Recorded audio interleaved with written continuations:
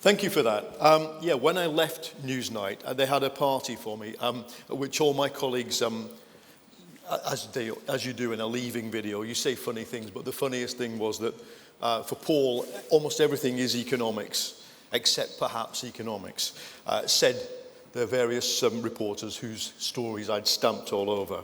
In the Glasgow nightclub, covering the referendum, the interesting thing was, in broad Glaswegian, young people were telling me how pro-Scotland they were going to be and how much they were looking forward to an independent country. And I said, hold on a minute, where's that accent come from? And one of them said to me, Bulgaria.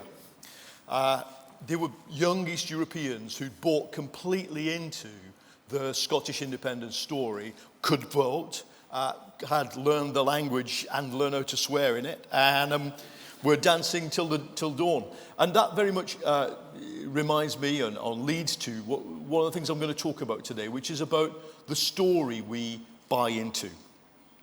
So if we start with the French election, first round in the presidential election, you had 25% far left, 24% centre left, 25% centre right, 21% far right. So that was the first round result, which we've kind of all forgotten because Macron, a kind of centrist, centre-leftish candidate, gets 66% in the second round and buries the far-right populist Marine Le Pen. And everybody's happy. But I don't think we can allow ourselves to be happy because that first round vote more or less mirrors what is happening across the developed world in many countries, not all. Because what you've got is the number of people who support centrist politics are about now the same as the number of people who very firmly reject them. And when I say centrist politics, what I mean is the world you operate in. Relatively open borders for business, for capital, for trade, relatively liberal societies in terms of race, sexuality, and gender. And the situation we've allowed ourselves to believe was permanent was that in a situation where everything is becoming more connected and liberal, then the job of business is just to stand back from all that, not worry about the political structures, not get involved by and large in politics, as if it's just a kind of about tweaking the dial on the kind of regulatory environment we exist in. Now, that world, I think, is in danger. What I said in the book, Post-Capitalism, is if we don't scrap the global economic model that we've currently got, the global system is likely to fall apart. And that review from the Times wasn't quite so harsh as the FT, which said about my book, it's unnecessarily shrill. But I wish I'd been shriller now, and I'd actually wish I'd been shriller when I was campaigning for Britain to remain in the European Union, because the title of this talk is Things Fall Apart, and I think there is a danger that they do.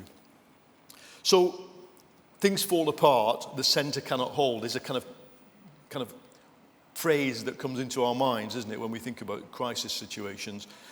William Butler Yeats, who wrote it, lived about 30 minutes from here. And when you consider what he was getting at in this poem, and in other poems, it's worth just thinking about what had happened to him. I'm quoting him a bit more. Because Yeats's generation had seen a stable world implode. And of course, in 1916, after the Easter Rising, he writes a poem where you can almost feel him kind of metaphorically punching himself in the head. And he's saying, look, everything has changed utterly. These men I used to meet, walking down streets like these outside, I just thought they were nobodies, and they turn out to have been national heroes. He's saying, I've got to get my head around this. He was in late middle age by the time he writes Easter 1916, and then 3 years later, after 3 more years of trauma and trouble, he's more and more worried about the preparedness of ordinary people to do extreme things. And that's where the phrase, things fall apart, the centre cannot hold. He calls to mind an image of a falcon that's gone out of control of its falcon controller. What are they called? Falconers. It's a people aren't listening. The falcon isn't listening. People aren't listening. Now, I think the centre can and should hold, although as you can see from the titles of my books, I'm pretty critical of it. I certainly don't want it to fall apart in the direction that it's currently falling apart. But let's try and understand what those forces are. The forces pulling against multilateralism and restraint. See, the Scottish independence referendum in 2014 became a cultural movement. It became a focus where everybody who wanted their lives to be different saw the referendum as a means of doing that. Then 2 years later, we had a rerun, Brexit. In The Guardian, I called Brexit a fake revolt of the working class against the elite, but to many of Britain's businesses and universities and young people and the salariat, it doesn't feel fake at all. You know, many of us have had the experience where our friends who are, from the Indian subcontinent or just simply from southern Europe look different are now being shouted at on the streets by people who feel empowered to tell them to go home, not realizing that this is home. And people who thought they bought into the whole story of the United Kingdom as part of the European Union are now finding that the story has changed.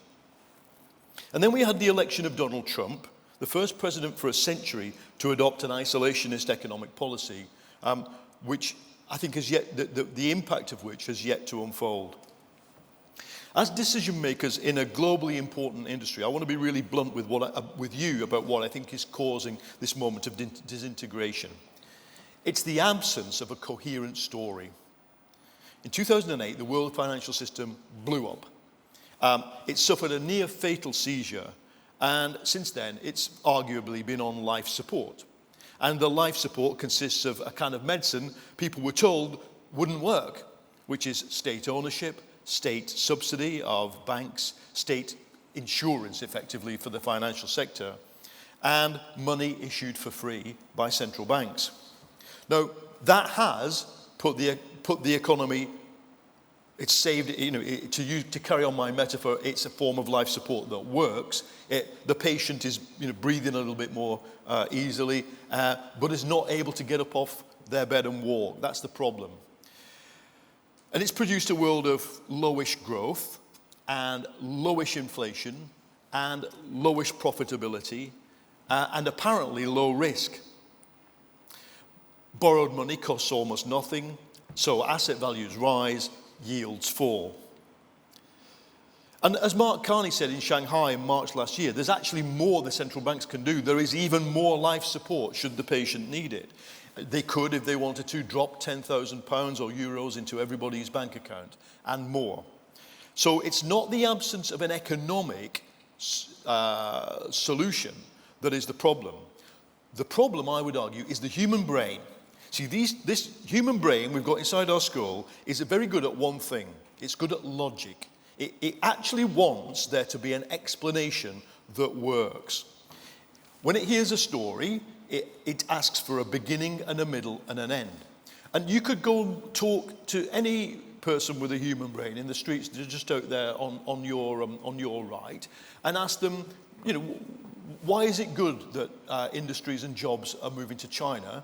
And they'll be able to give you an answer 10 years ago because it's good for me.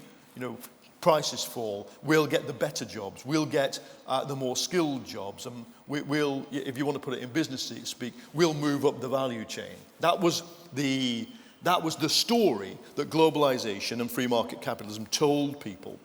See, now when they ask, how am I supposed to be better off at the end of my working life without taking massive risks or doing something stupid or wrong? How is that supposed to happen? There's a stony silence emanating from the policy makers of the world. It's not the absence of economic palliatives, it's the absence of a coherent story about how things get fundamentally better for this generation and the next. And this is the origin, I would argue, of the huge withdrawal of consent that is happening in the Western world. Now, why does it matter? Why does it matter to you? I think it's because we've never lived through a period like this before. If you think about the great traumatic moments of breakdown in the 20th century, like the one Yeats lived through, so First World War, etc., everything that happens at the end of that war, or even the Second World War, when world markets break apart, usually they're not that global. And certainly in financial systems, if you think of the financial systems on the eve of World War I or on the eve of World War II, they were heavily national. There was global exchange, there was limited amounts of global exchangeability of currencies. Central banks did kind of try to cooperate with each other, but there was nothing like what you and the generation that came before you in financial services created, a truly global economy. So that even essentially national markets, like sort of motor insurance, are connected to the global economy completely from the moment that the policy lands on the person's doorstep. It has been wrapped up, it has been complexified, it has been, its risks have been analysed, mitigated and spread across the globe. With the globalisation of risk comes a huge growth in sophistication and the calculability of risk. So we sit on top of a system that's really good at calculating financial and even climate risks now. And we've got the technical means to spread those risks around. And during the process of creating that system, we convinced ourselves that complexity equals safety. And I always argue that it does, except in two circumstances. One, where the people in charge of the complex system lie to each other. So the Lehman Brothers example, moving the balance sheet off and on, moving assets on and off the balance sheet on a regular quarterly basis to avoid revealing that you are technically bust. That's one circumstance. But the other circumstance is if the system itself, the global system, starts to crack in a big way. So if it does, the mathematics are fairly simple. What happens is what happened in the immediate aftermath of 2008. Capital starts to retreat into separate national pools. It seeks domestic opportunities because external opportunities become too risky, because of the political risk that the mutual obligation is not going to be honoured. I mean, you've just had a mutual obligation honoured in this Maltese car insurance case that went to the Irish Supreme Court, I understand, this year. That's a good example of how a multilateral system works.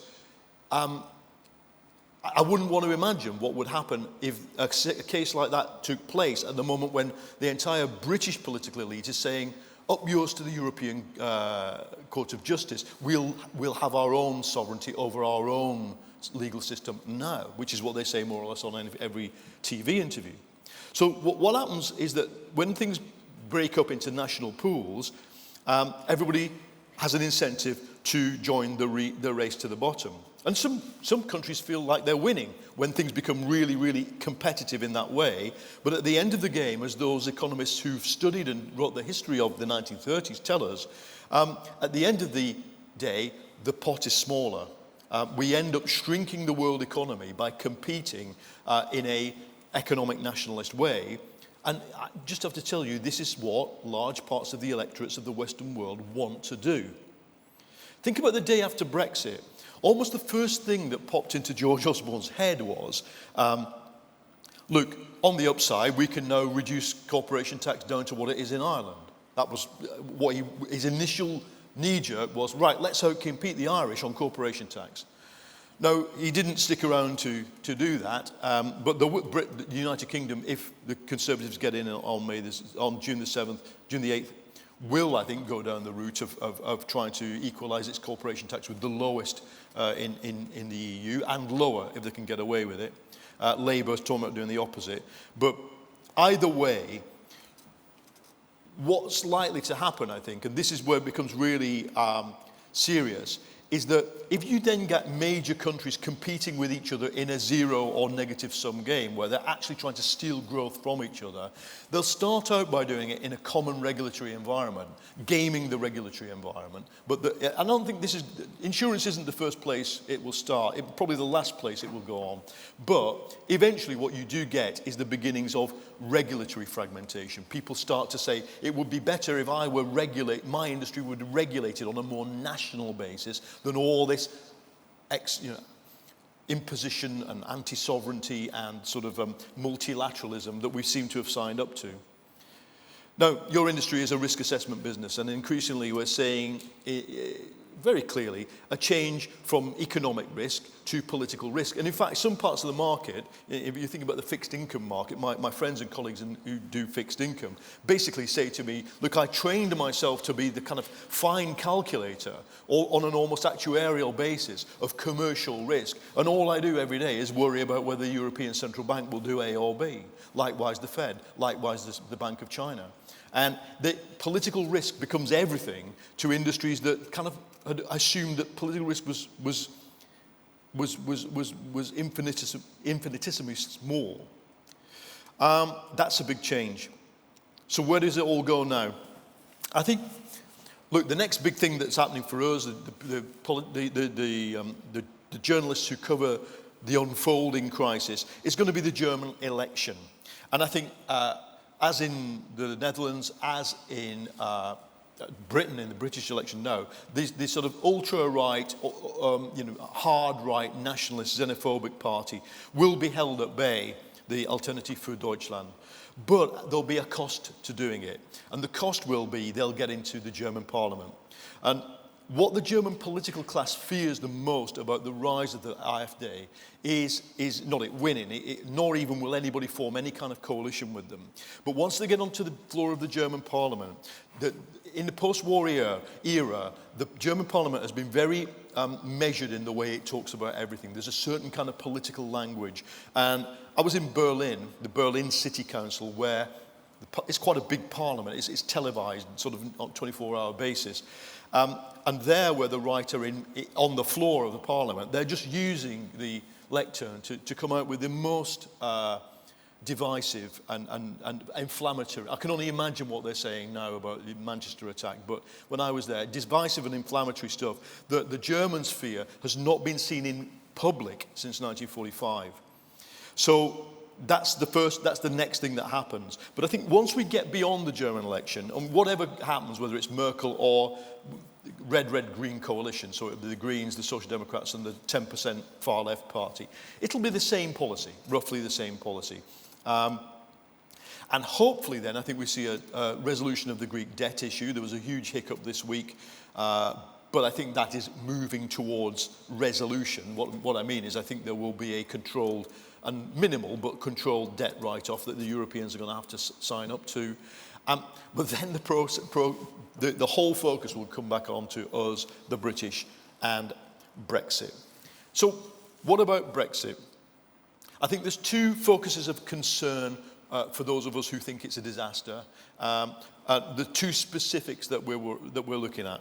One is the desire of a minority of the population in Britain and some Conservative MPs who, unfortunately for me, happen to be key members of the cabinet. They want an abrupt and disruptive form of Brexit. There's no shying away from it. They're not lying. They're not double dealing. They actually want hard Brexit. And if they don't get hard Brexit, they'll go for a no-deal Brexit. I just think it'll be catastrophic for my country. It'll be catastrophic here as well. Theresa May's calculation is that she needs a big Conservative majority to stop that hard Brexit thing happening, which allows, but I think that might be a miscalculation, because it's Brussels and, of course, Berlin and Paris, which will set the tone and pace and the outcome of the negotiations, not London. And this is something that many people in the Conservative cabinet still don't seem to have got their head around. And I can tell you, unfortunately, many ordinary British citizens do not realise that, that if you opt out of a major formation, which is hugely powerful, then the power stays with them. They just haven't got their heads around it, and no amount of rational debate and discourse can get them to accept it. And those of us like me who want maximum UK access to the single market, and I'm one of the people may know I'm a Labour Party member, but I disagree with Corbyn's position and want there to be an application to remain within the single market as part of the EEA and EFTA, we're drowned out. There's very little chance, I can tell you, of that line being accepted. But in the meantime, Europe has to consolidate. One of the most positive things I think have happened in the last few weeks was Guy Verhofstadt, who's the liberal leader in the European Parliament, absolutely berating, finger-wagging the Hungarian Prime Minister, Viktor Orban, because Hungary, you may or may not know, is in the process of trying to revolt against Brussels as well. The Prime Minister has paid for, large billboard adverts all over Budapest, urging the people to resist Brussels. And they're having not even a referendum, but a questionnaire. That's a referendum with 6 questions on it, all of which amount to up yours, Delors, as the Sun once put it. So you've got Hungary in defiance. You've got the many governments in Eastern Europe also worried about the Polish government, also in this kind of moment of defiance. And what this is saying to Brussels, what it's saying as well to Macron and to Merkel is we have to get serious about what Europe's to become. And I'm really glad to say it means they understand they have to get serious about what is the story that they're telling Europeans.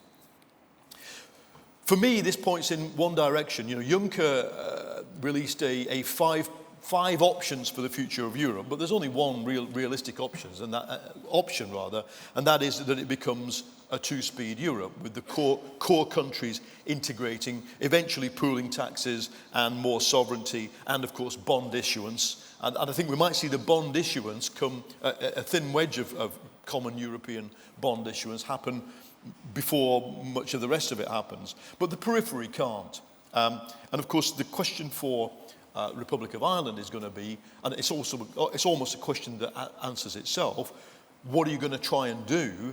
Do you want to be part of a more consolidated Europe with greater pooling and sovereignty and fiscal risk, or do you want to be pulled out in the direction of a country that may not exist 1 year after it leaves Europe because Scotland could leave, because it has no strategy, because it has a government that looks all-powerful but doesn't have any coherent story to tell its people about where it's going.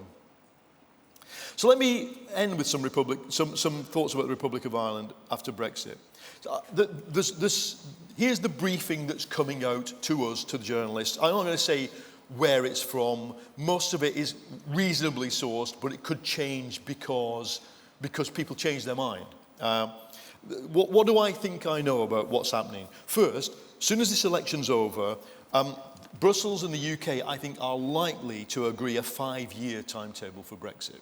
So 2 years to negotiate and 3-year transitional period in which we remain within the single market. And so the disruptions that people fear will come at the end of 5 years, not 2. That, if you want an explanation of why she called the election, is why she called the election. Because, in other words, the next election in Britain will be about the result of Brexit, which we'll only find out in 5 years' time. So the second thing is, I think the British proposal on free movement being worked on by the UK Cabinet Office is likely to involve a suspension of free movement for people earning under 24k. That's the information I've been given. I don't know whether it'll play well or badly in Brussels. It's worth saying that the existing agreement with Republic of Ireland dating back to 1949 would not be affected there, but I think that's what they're working on. Third, I think this is interesting as well. It's likely that David Davis, the Brexit minister in Britain, will try and turn this row over how much money Britain owes into a payment. So the thought is that they could pay, say, 10 billion a year as a fee for remaining inside the single market. But I know that's something that I haven't heard publicly, but that's something I've picked up. And again, it remains to be seen whether they'll try these things out with the negotiators. If they don't fly, they'll drop them. But that's one of the things they're thinking about. And finally, I know of huge concern to, especially agricultural producers here, the border. I mean, it's fairly clear, and again, the briefing is they're working on some technical means to avoid having border posts at the border between Northern Ireland and the Irish Republic. But people keep saying it'll be done digitally, but to me, see, I might be stupid here, but the obvious question is, even if it's done digitally, the border exists, and in whose jurisdiction does the digital, quote unquote, data lie. Because if I wanted to be really pointed, I would just say this: digital or no, what you're facing is either a digital act of union on the 1800 model or a digital United Ireland. And neither of those things are calculated to make people calm down, are they? So if you want to interpret those four things I've just told you, what they sound like is Britain trying to have its cake and eat it. And I think that's what they are trying to do, and they're not going to get away with it. I had a load of other stuff about the insurance industry, but my time is running out, so I'll just cut to the case. I'll finish by saying my country is a case study in what happens if you don't have a coherent story to tell. It's really, because if those terrace streets out there were in Burnley or Rochdale or Manchester and not Dublin, the story you'd hear on them would be of resentment, of opposition to migration, of dislocation, of disenchantment with globalization. And we don't. The weird thing is, for people who look at us from the outside with all our flag waving and our war movies that we've all grown up with, is that you're sitting in something that's a symbol of the kind of story that Irish people tell themselves. You're still sitting in the GAA's HQ. And Britain just doesn't have this kind of story to tell yet. And I'm not sure there'll be a United Kingdom to tell that story within 2 or 3 years after we've done with Brexit. We might have time. There's about 4.5 minutes left. I've got to press something to see if anybody... what I first have to ask, how do I get into this thing? There it is. No, it's not. No. I'm trying to come up with a question from a thing to put on your screen, but it doesn't seem to be there. Would somebody try and do it for me? Just put me a question up and let's see what people... You choose, please. Go on. No? Do you want to... Anybody want to shout one out?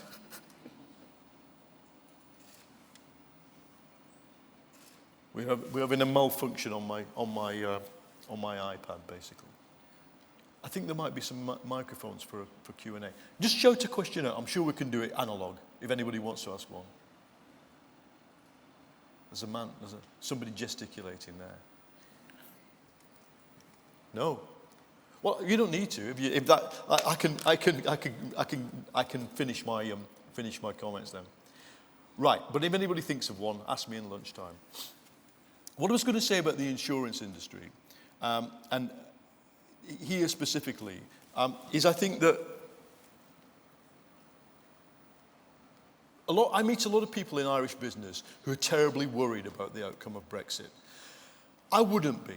I think as long as you can go on telling people a story and as it were, sort of maintaining a global brand for what you do, then negotiating the highly uncertain outcomes that we're seeing should be easier. I'm thinking specifically, there's a bit of angst over AIG going to Luxembourg and Lloyd's going to Brussels. I would say the brand and the values of Irish financial business and Irish tech business are so strong that it's not about where the HQs are going to be. It's going to be post-Brexit where the value chain ends up.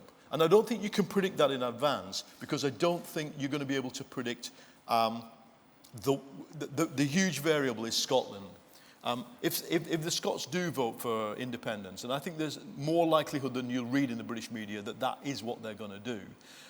If Brexit's hard and they're deprived of any differential or special deal to retain access to the single market, you'll get independence. And then what do you get? You get a new country that has to play the global financial and tax system. And they have a perfect model just across the Irish Sea for what they need to do. They'll be cutting taxes, they'll be attracting international business, and they'll be playing on the fact that they have the English-speaking workforce inside, hopefully, the European Union or even the single market.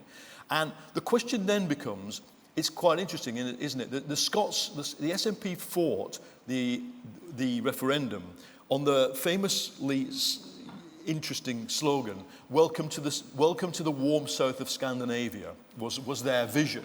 But it's not that implausible, is it, that you do then get two Celtic countries on the edge of what used to be the United Kingdom, both with huge and unique things to bring to the table of a rapidly reorganizing European financial services industry, that would not be, I don't think, a disaster. If a kind of economic and financial ecosystem emerged that included an independent Scotland, that included Republic of Ireland taking as much as it can from the opportunities that arise as London sort of basically, London will flow, I think. Some of it will flow into Europe, some stays where it is, and some has to flow here. So I would not be as doomy as many Irish people are about Brexit. Obviously, the agricultural side, you take that as it comes, but in terms of the high-value businesses that this city and other cities in Ireland have become globally famous for, I can only see an upside. The problem is I can only see a downside from the place I come from, and it's never a good thing to end on that, but you don't live there, so you can go away happy. Thank you.